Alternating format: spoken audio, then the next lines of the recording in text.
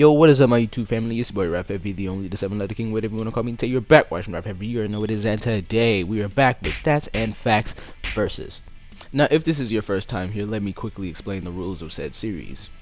This is a series where we take two or more opposing forces and use stats and facts to settle who would win in a head-on battle. Now, today we actually have a two-part video, and I know you're wondering, well, what do you mean by that? Well, you see, this was a viewer suggestion, was the Sternritter versus the Espada. But I wanted to do this video in a very particular kind of way. You see, the Sternritter outnumbered the Espada, very obviously.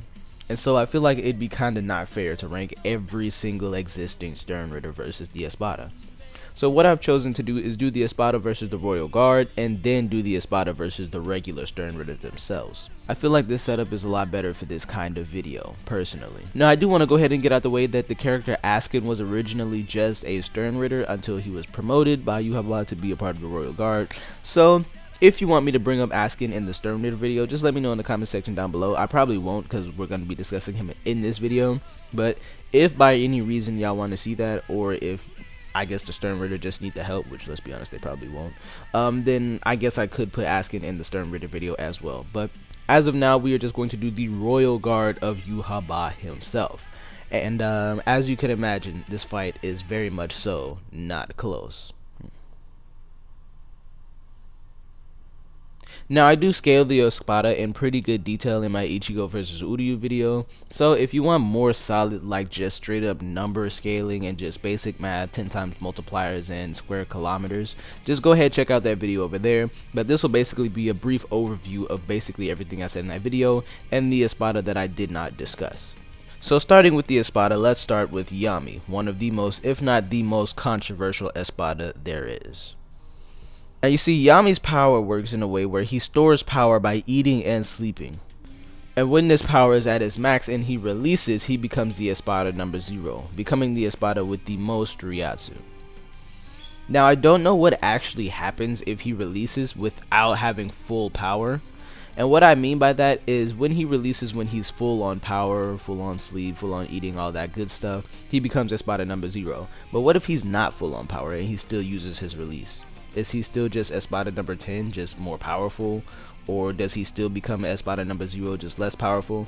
I just think that's interesting to think about sometimes. But let's get into the actual scaling portion. See, the way his powers work, as it was stated by Kubo, is the angrier he is, the stronger he gets. Now this is a very, very weird power because he kind of had a very, very weird fight. First getting straight up cooked by Kenpachi, and then having even a second transformation and still getting cooked by 2 nonchalant captains. And yes, you did hear me right, he does also have a second transformation, much like Ukiura, but not as powerful as you could imagine, as this second transformation gets basically off-screened. So all he really contributes to this fight is his overwhelming size and power, which we'll see can actually help him in this fight, and may be able to help against one specific enemy of the Royal Guard. And if you've actually seen the series, then you know exactly who I'm talking about, but we'll get to that later. Next up, we have Szayelaporro. Now, Szayelaporro is a much more interesting Espada to go over, because Szayelaporro actually has a very interesting set of abilities. You see, once Szayelaporro uses his Resurrection, he gains a new form. This transformation comes with a plethora of new abilities, such as a dark fluid that when it engulfs its opponent can copy their forms, or giant weird bulbous looking wings that can protect him from damage, as well as his most prominent ability, and that's when he catches you inside of his wings. See, once you've been engulfed inside of his wings, they create this sort of voodoo doll. And much like a real voodoo doll, or at least the myth of the voodoo doll, you feel all pain done to this doll. But that's not the most important part. You see, the most important part is he also gains access to your organs in the shape of these little, I guess, beads or beans, however you want to say it. And with this access, he can crush one of these beans, and it'll directly affect said organ. So for instance, if he were to have a bean that would say stomach on it and he crushes it, it would completely crush your stomach organ, which, as you can imagine, is very, very effective. I do think Szayelaporro, although being on the weaker side of Espada, will be one of the Espada that could probably help more than others in this fight, and you'll see why later on in the video. Also, Szayelaporro does have a kind of form of immortality, I guess, because we see him get devoured by Mayuri's Bankai. And when we see said thing, he shows a new ability, and arguably his most powerful, and where he basically impregnates Nimue and then rebirths from her body using her Ryatsu.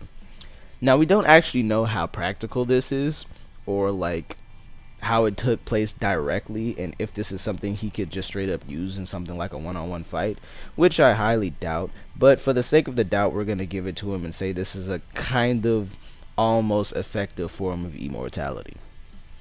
Now we get to Zomari, one of the more wasted Espada, unfortunately. You see, Zomari is stated when he's introduced in the series, at least by himself, to be the fastest of the Espada, which I know baseline sounds very impressive. But all of that changes when he uses his Resurrection. And I'm not gonna lie, this is where Kubo took some definite liberties with character design. And basically, bro just turns into a pumpkin with creepy eyes. Basically what would happen if you fuse Prison Rum from JJK with a regular pumpkin, yeah. But don't let its looks fool you. You see, this form is actually fairly powerful, and it has the power that anything it looks at it can take control of. For example, if one of those eyes were to look at, per se, your arm, then he would take control of your arm against your will, even forcing it to attack its own owner. Now, Byakuya does get around this by just slicing his own tendons to make said limbs unusable. Now, there is something very special about Zomari's ability, is if one of his eyes were to look at the head, he gains control over the entire body. Now, this is a very controversial ability within the Bleach universe, because it's only seen one time, and it's not really touched on very much as far as exactly how it works. But we did see Byakuya just be able to immobilize said body with fairly ease. Also, since this might as well be worth mentioning, we know Zomari has at least 50 eyes on his body, so there's 50 different eyes to look out for all around his body, and secret eyes on his forehead to also look out for. Now we get to one of the weaker and more annoying Espadas to rank, and that's Luffy. And that's for the sake of he doesn't really do much, and neither does his Resurrection. Basically, long story short, he's got tentacles. They're fairly powerful enough to injure captain level enemies, I guess, kinda, a little bit. Also, these tentacles can grow hundreds of spikes from them at will, and we actually see in the Can't Fear Your Own World light novel that he actually gets more powerful after the Espada arc, and now said tentacles just naturally have spikes coming out of them. We don't know how much more powerful he is or these tentacles are, but maybe they just were a little design change, maybe they've just got slightly powerful, who really knows. Then we get to the more simple members of the Espada to rank. And I know what you're thinking, well, these are the more powerful members, right? And on one end, yes, you are correct. But they're a lot similar to rank because unlike the previous ones, not many of them actually have abilities. And what I mean by this is next up we have Noitora, who doesn't really particularly have an ability. See, Noitora was created to be the perfect enemy for Kenpachi Zaraki, which means their power sets are very similar, and that's just hands. There's no real ability or special power to look out for. It's just their baseline strength is their entire power. Now we know when he does his Resurrection, he gains 2 more arms and 4 scythes in his hand. Again, just straight up increasing his power. And his trump card is that he can grow 2 more arms with 2 more scythes to make it 6 arms and 6 scythes. Make him more effective, make him more powerful. Very blatant, very self-explanatory. Probably not going to help much in this battle. Next up, we got Ukiura, which I've already discussed a fair amount again in my Ichigo vs. Uryu video. So if you want like solid, like down to the math Ukiura scaling, then go to the Ichigo vs. Uryu video. I'll link it in the comment section down below. And basically just check out what I said in that video. But long story short, Ukiura has 2 transformations, and in his final transformation he is hitting over planetary levels of feats, which is obviously very impressive. And yeah, he's probably going to be contributing the most in this fight. Next up we got Nelly, who unfortunately doesn't really do much. I mean, we know she's powerful, but at the very most we know she's more powerful than Noitora, and that's not really saying much. We do see her Resurrection, which gives her kind of this centaur form, but we don't really see much from it. We basically just see that it's super powerful, much like most Resurrections in the later half of this list. She just gets more powerful. She has no special ability or anything. I assume she gets faster with the centaur legs, but that's about it. Next up, we got the big three of the Espada, and by the big three, I mean the big three disappointments, unfortunately. And first up, we got Haribel. Haribel's ability being able to manipulate water, which sounds fairly powerful, and it is, but that is basically the extent of her abilities, and her Resurrection just makes her water manipulation a lot stronger. Now, I do think it's worth noting that she also has the ability to boil water, being able to turn Toshiro's ice back into water, meaning she can completely manipulate water, even the temperature of it, which makes me beg the question, could she also maybe freeze water? I mean, we know she gets stronger in the 1000-Year Blood War arc and in the Can't Fear Your Own World arc, so maybe she gains more abilities throughout said arcs. Maybe she's gained the ability to freeze water or gained the ability to boil water both on command. Who knows? Those are all theories, but honestly, I would probably give that to her just out of the benefit of the doubt, because I doubt it's going to help much anyway in this fight. Next up, we got probably the coolest and my personal favorite out of the Espada, Baragon. And honestly, the only one out of the big three that I feel like didn't actually disappoint as much as the others. You see, Baragon's ability is age. He can age anything he touches, even being able to slow down time in his vicinity, which by itself is a broken ability, but it gets even more broken when he activates his Resurrection, giving him the ability to immediately age and decay anything touched by even just his smoke. You see, Baragon gains this ability called the Breath of Death, where basically he breathes out this gas, and if it's touched at all, it immediately ages and decays anything touched by it. As we can see, it immediately decaying Soifon's skin and making it nothing but bones. I'd also like to mention that it's worth mentioning that this same gas was fast enough to catch up to Soifon, who was seriously running away from it. And we know with Soifon being one of the faster captains, that's a fairly impressive feat, especially when you factor in that speed is one of the things she prides herself on. We also see that he's durable enough to just tank Soifon's Bankai at point blank range. Now, don't get me wrong, he was severely injured after this and was even missing a part of his skull, but he was still able to fight fairly effectively. Now, this is kind of confusing because it is stated Baragon can't regenerate his internal organs, so I don't know exactly how he was managing to fight like this, or like what would have happened if he transformed back while he was still missing that part of his skull. Like, they technically implied that he wouldn't be able to regenerate it, so would he just transform back and die? Who knows, but that's another question for another time as we get into the very last Espada to talk about, Espada number 1, Coyote Stark. Now, unfortunately, Coyote Stark doesn't really have much to offer, even while being Espada number 1. So we're just going to go over his powers very, very briefly. He has 2 brains technically because he's 2 people. See, he has to split his power off into a second person, but when they come back together for the Resurrection, that same person is still sentient. So technically 2 minds still exist within Coyote Stark, which is fairly impressive, and I know you probably think isn't very useful, but it actually is. It's almost like a second set of eyes, a second set of ears, a second thought process as well, which might even be able to lead to you thinking 2 times as fast because there's actually 2 people thinking. And even with Coyote Stark's main weapon being guns, he's also a very skilled swordsman, even being able to make reishi swords to also go sword to sword combat with, so he's not completely useless in close range. We also know that Coyote Stark has the ability to split his soul without limits, which is a very overpowered ability, and which brings me to his most prominent ability, his Army of Wolves. You see, one of the unique things about this Army of Wolves is they're almost like ghosts basically. They can phase through ground, building, walls, they almost just can't be touched.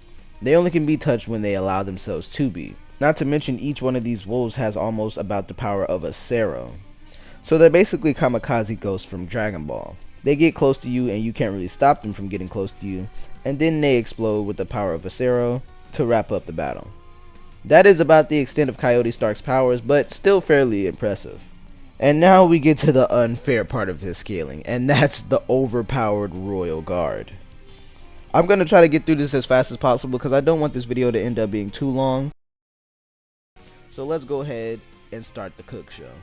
First, we start off with the X-Axis Lilibero, with his initial ability being erasing bullets. Basically anything between the barrel of his gun and its target is evaporated like from existence. There's not even a projectile that comes out of the gun. Once the trigger is pulled, anything between the barrel and the target is erased, as we see it work in his fight with Oetsu. as he just straight up erases chunks of Oetsu out of existence, which already by itself is fairly OP and powerful, and he only gets more powerful, as he is also immortal. And by the end of his fight with Shunsui, we see him become an immortal being of pure light, a godly entity that literally cannot be killed, except for by plot devices. And again, is said to be the embodiment of pure light, which would automatically make all his feats far, far, far beyond light speed, and all of his attacks and reaction speed that same speed as well. So already we have this overpowered immortal entity that literally cannot be stopped, and we're just at the first member of the Royal Guard. So surely now you're starting to see why this is an absolute blowout. Next up, we got one of my personal favorite members of the Royal Guard, and that's Pernida. Pernida's ability being the compulsory. And basically what Pernida can do with this is warp time and space with their nerves. What this means is anything that their nerves touch, they can control and warp to their own leisure. They can even take control of the battlefield itself. For instance, if their nerves were to touch a building, they can then control that building. If their nerves were to touch the landscape, they control that landscape and can use it as a weapon against you. So you could be fighting against Pernida and the very ground you're standing on at the same time. One of the most effective things about Pernida being it evolves based on the knowledge that it perceives. Even being able to separate parts of its own body to become an entirely different Pernida. What I mean by this is Pernida can even tear off one of its own fingers, and that one finger can regenerate into an entire hand of Pernida, having the exact same strength as the original, which as you can imagine is incredibly overpowered. One of the very interesting things about Pernida is he wasn't actually given his powers by Yhwach, as Pernida is the left hand of the Soul King, so his powers actually stem directly from the Soul King itself. Pernida was just given to Yhwach. But I just find that kind of interesting that Pernida is one of the few Espada or Sternritter that wasn't actually given his powers by Yhwach. Also, I'd really like to point out that we haven't really seen much of Pernida's holy form. Not that it's really relevant. I mean, we see it a little bit in the anime, but we don't really see it do much of anything, as it kind of just gets cooked by Sentomaru's Bankai. But I just thought that was worth discussing, at least somewhat. Not to mention that Pernida still does have Quincy abilities and spells, still just being able to frequently use Quincy arrows at will. Next up, we have one of the more complicated members, and that's Gerard the Miracle. His ability obviously being the Miracle. Now the Miracle is a more complicated and less straightforward ability. See, the Miracle's ability is basically just overcoming the impossible. It materializes the hopes of the masses that depend on Gerard. As you can see, this is a very, very vague description of a power. But let me give you a quick example. His sword is a representation of the hopes of the masses, and breaking it even causes injury to the person breaking it, which already by itself is fairly overpowered. Also, any injury that Gerard receives just makes him bigger and stronger. See, you can kill Gerard, but he will simply resurrect even more powerful than before. But you see, the way Gerard's powers work is he gets more powerful depending on the probability of success. The more impossible, the more probable. Basically, the more difficult a task is to achieve, the more powerful he will become to achieve said task. You see, initially he was tasked with defeating the captains, which at his current power level in that time would have seemed impossible. Hence why he ended up becoming so very powerful by the end of said fight.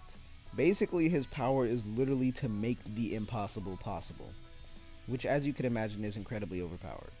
I'd also like to point out that Gerard is yet another Sternritter who doesn't actually get his powers directly from Yhwach, as he's stated to be a vessel of the heart of the Soul King. So his powers also come directly from the Soul King himself. But Gerard does have a weakness, and that's his core.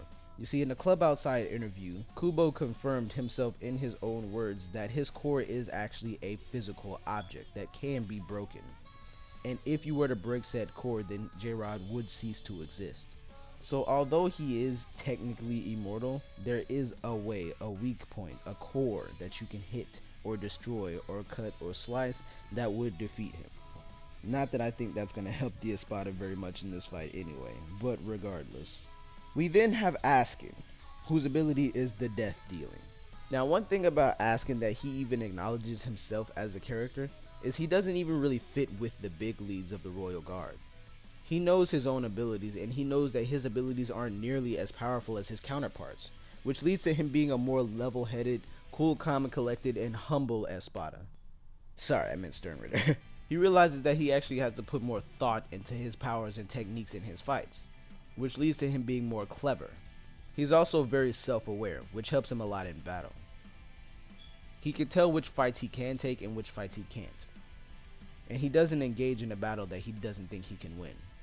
Now what the death dealing allows him to do is control things like blood and reishi to poison his enemies while acquiring immunity to said things. For instance, in his fight with Oetsu, he drinks his own blood so he can poison Oetsu's blood, but also have immunity to anything Oetsu's blood could do to him. Now eventually these powers do get simplified in his fight with Urahara. He basically becomes immune to anything that tries to hurt him as long as it doesn't kill him immediately. So as long as it's not a one hit or a one shot, whatever damages him he gains immunity towards. It still does damage the very first time, but after that first time he gains complete immunity towards it, even being able to become immune to reishi itself. Which obviously, if a person were to become immune to somebody's reishi as a whole, then that person's entire power set would be ineffective against that opponent, which as you can imagine is very overpowered. Not to mention he also does have a self-healing factor. So as long as you have a move that's able to just straight up one-shot Askin, then you should be fine. Something like ripping his heart out, which we do see Grimmjow do in the end of his fight with Urahara. And this is what I mean by Askin is a lot more down to earth as far as Sternritter go. He's not this immortal, unkillable god. He actually has regular limitations, and he's very self-aware of this, which makes him one of the cooler members of the Royal Guard. He also has abilities like the Gift Ball for poisoning blood and reishi as well. And there actually is a really cool fan theory that I would like to go over at the end of this video that I feel like would be pretty fun to discuss. Now we get into potentially the last member, and that's Jugurum. And why I say potentially is I could include Uryu, but for one, it's not necessary. I feel like it's already very apparent that this is a blowout as it is, but we've already scaled Uryu before on this channel, and I actually want to save Uryu for some more scaling in the future to come, so I don't think we'll actually be using Uryu for this video. Just the Royal Guard before Uryu got there. Because again, Uryu would just be overkill. So next up we have the leader of the Royal Guard, Jugurum, whose ability is Be the Balance. And this is probably the single most complicated ability in all of Bleach, as it kind of makes no sense. But let me try my best to explain it. Basically what this ability does is takes fortune and redistributes it to people who are experiencing misfortune, or vice versa. For example, Kangdu experiences good fortune by surviving his battle with Hitsugaya. Jugurum takes that fortune and turns it into misfortune, making him powerful enough to kill Kangdu. Like I said, very complicated and convoluted ability, but I'm really trying my best here. Basically, he just redistributes any good fortune and can turn it into misfortune at his own leisure, such as his shield, which allows any misfortune aimed at him to be absorbed and saved for later whenever he deems fit. So in layman terms, basically having the ability to absorb any damage done to it and save it as an attack method later on in the fight. One of the strangest and hardest to place abilities in the entire series, but still incredibly overpowered. So now we actually get to the versus portion of this video, and honestly I don't think I need to spend too much time on it because it's very self-explanatory that this is an absolute blowout in epic proportions. You see, the main issue with the Espada is most of the strongest Espada depend purely on power. Those members being members like Ukiura, Grimmjow, or even Yami. They have no special abilities. They have no immortality. They have no way to stop or stun their opponents. They just try to overpower their opponents. That's their entire win con, is to be more powerful and faster. So if somebody is simply faster and more powerful than they are, they have no retaliation against this. You see, this video is much like my Aizen versus Ichigo video, and Ichigo has a power type Zanpakuto, so naturally his main avenue is power. He has no actual abilities besides that, whereas Aizen has separate abilities such as his immortality and his master of Kido. It's honestly the same way with the Sternritter and the Espada. See, there are some Espada with certain abilities, but the issue is the Espada with abilities are usually the weaker ones. So with the Espada, it's either you have overwhelming power, or you have a cool ability and not as much power. For instance, if Ukiota were to have something like, I don't know, Xyloparo's abilities or Zomari's, then he'd be incredibly overpowered and he'd actually be able to help a lot more in this fight. But he doesn't.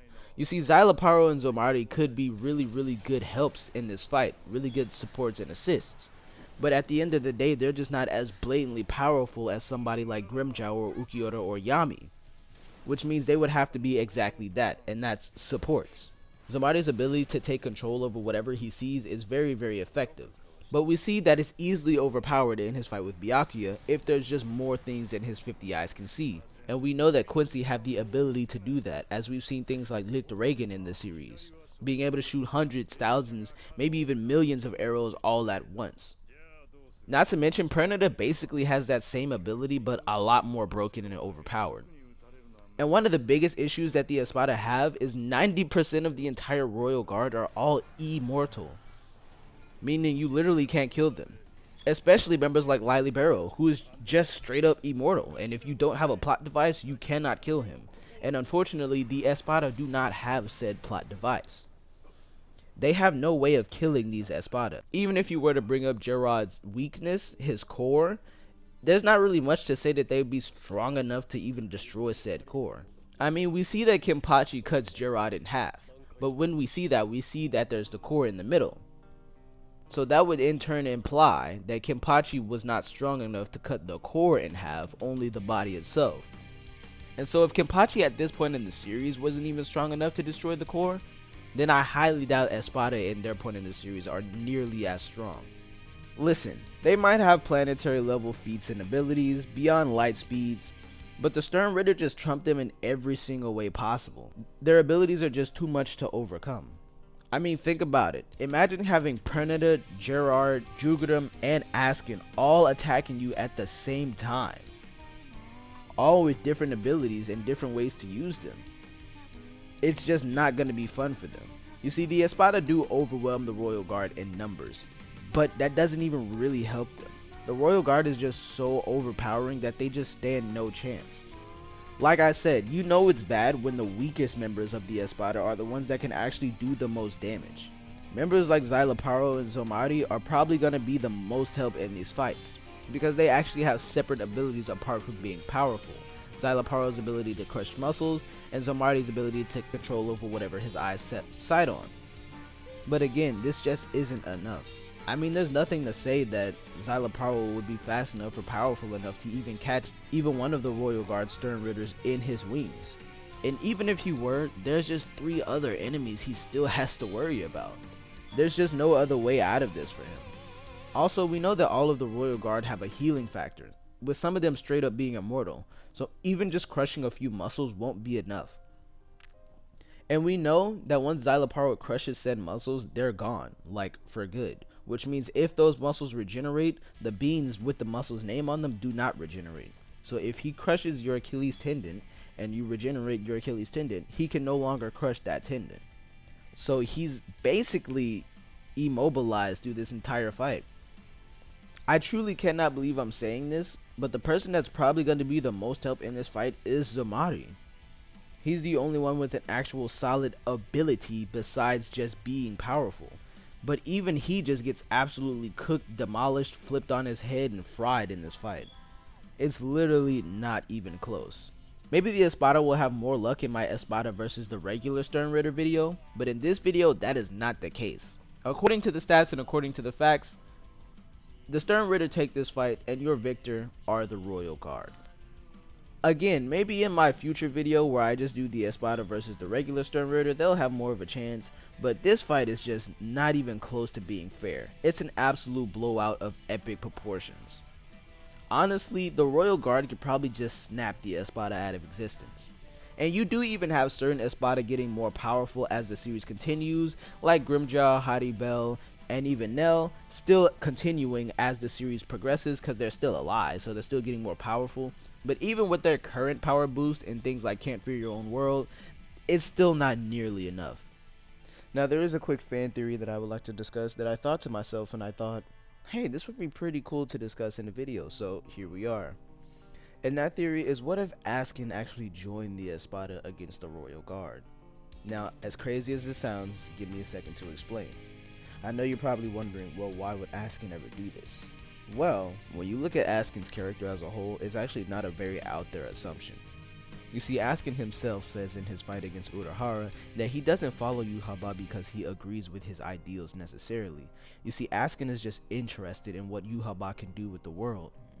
He doesn't necessarily agree or disagree with what Yhwach plans to do it, but he wants to see how it's done and where it goes after it's done. You see, Askin is more of a character that's not specifically loyal to Yhwach, he's just kind of there for the ride. He has no emotional connection to the character of Yhwach and doesn't really see him as a leader, if anything. He actually just sees Yhwach as like a television screen, just something entertaining to watch. Meaning he has no actual alliance to Yhwach or the Stern Raider as a whole. In fact, if he decides that your personal ideals or your view of the world is actually interesting to him and that he'd like to see it, that's all it takes to buy his allegiance. Another reason that I particularly like his character. At the end of the day, he's only really looking out for number one, and that's himself. He's only really looking out for himself, things that interest and entertain him.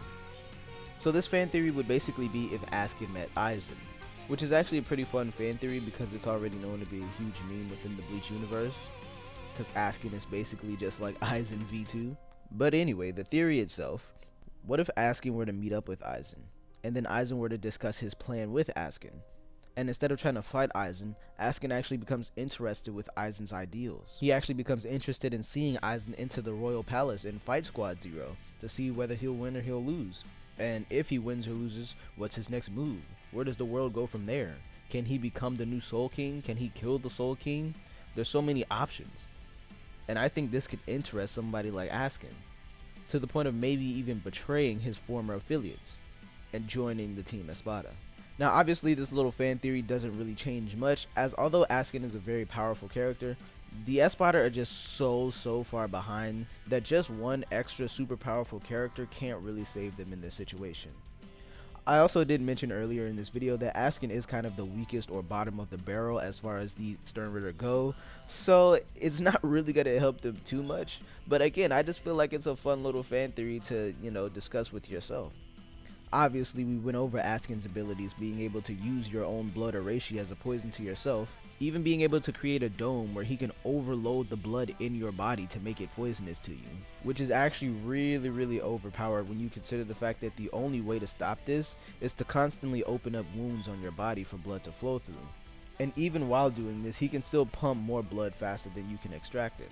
And even if you can extract blood faster, he can simply stop the technique, and now you're just losing immense amounts of blood. We see in his fight with Urahara and technically Yoruichi as well that this is very overpowered and a very effective ability. The issue within itself is the issue with the rest of the Espada as a whole, and that's that most of the Royal Guard members are still immortal.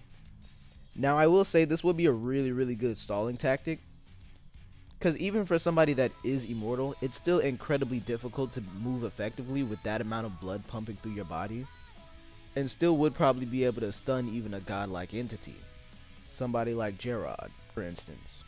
Now obviously in this fight, the two giants themselves will probably be fighting, that being Yami and Gerard. Gerard being obviously immensely larger than Yami, so not that this fight would be particularly fair, but it just seems like it makes the most sense. But in this fan theory, we may even be able to see Askin kind of help Yami overpower Gerard. Now obviously this wouldn't really amount to much, because even if some miraculous way Yami were to find a way with Askin's help to maybe kill Gerard, it wouldn't really matter because he would just come back bigger and stronger anyway. But I do still feel like Askin could be a really good extra support in the front lines of the Espada, with other characters like Zomardi and Xyloparo being excellent supports for this fight. Not to mention Askin is also just immensely powerful and most likely significantly stronger than all the Espada combined. So that massive lack in speed and power and that gap between the Espada and the Stern Raider that they're missing right now, Askin could actually temporarily fill. The issue is, again, Askin is most likely the weakest member out of the Royal Guard. So even with this immense amount of help and boost in their power, they still most likely wouldn't come out on top. And Askin most likely will probably realize this and skedaddle his way out before things got too dicey. Again, the purpose of this fan theory wasn't to actually give the Espada a fighting chance or say that they can maybe overcome the Royal Guard. I think it's just interesting to discuss, and I thought it'd be pretty cool to go over in a video. You guys let me know your ideas in the comment section down below, and if you would like to see more fan theories in the future of this channel. Even just entire videos about fan theories, because I'd also be very excited to do stuff like that as well. But I feel like it's very apparent at this point in the video that, again, this fight is just simply not close. Even giving them the benefit of the doubt of having Askin on their team, the Royal Guard is just too immensely powerful. And again, there's one main issue, and that's that 90% of them are immortal. We all know the Espada's hardest hitter is most likely Yhwach. Obviously there would be people who argue Yami, but we've seen in Yami's fight and being off screen that is obviously not the case. And although Yhwach is a pretty hard hitter, he did just get power crept as time went on. Each arc, the main character and the main cast get consistently stronger, meaning that the main villains for said arcs have to get stronger as well. So the Espada being left behind in so many arcs, they just got overpowered very quickly, to whereas even Yhwach as the strongest Espada stands no chance at honestly any of the Royal Guard members. In fact, even in a 1v1 versus Askin, I'd still probably go with Askin over Yhwach. Again, brute strength is just not enough in this particular situation. Now in the video I did say we could probably give Haribel the benefit of the doubt, saying that she could freeze and boil water at her own leisure. But again, even with this power, it simply isn't enough. I mean, sure, she could try to overwhelm them with water, which is very much so possible, and we see with her fight with Toshiro, where obviously Toshiro does win that fight, but she does get stronger as the series continues into the 1000-Year Blood War arc, as she is still alive. But I mean, we already saw how her fight against the Quincy kind of went, so yeah. It's unclear who in the Quincy she actually fought, whether it was Yhwach or just some other Quincy, or maybe it was even one of Royd or Lloyd in Yhwach's body. It's still unclear, but the fact is she still lost. Now again, with the help of the Espada, it would give her a better chance, and she could be pretty good support, consistently supporting her team with boiling and freezing temperature waters. But again, this simply just isn't enough to overcome the power of the Royal Guard. So even with the benefit of the doubt given to each and every member, and the addition of Askin, the fight still stays just about the same. The Stern Ritter, aka the Royal Guard, absolutely cooked. So I hope you guys enjoyed this video. If you did, as always, let me know in the comment section down below anything I forgot to touch on, politely please, because I would like to politely debate in the comments a lot more. And if you like to debate a lot more outside of the comment section, then go ahead and hit me up on Discord at Arrahaffv on all social media platforms, and we could debate some more over there. But like I said, I hope you guys enjoyed this video. If you did, as always, feel free to hit that thumbs up button and subscribe if you have not already. Please go ahead and hit that subscribe button if you like this scaling kind of content, because I have a lot more coming in the future. I've been your host that does the most from coast to coast, Arrahaffv, son of Arrahaffv, and it's me, y'all. Peace and out.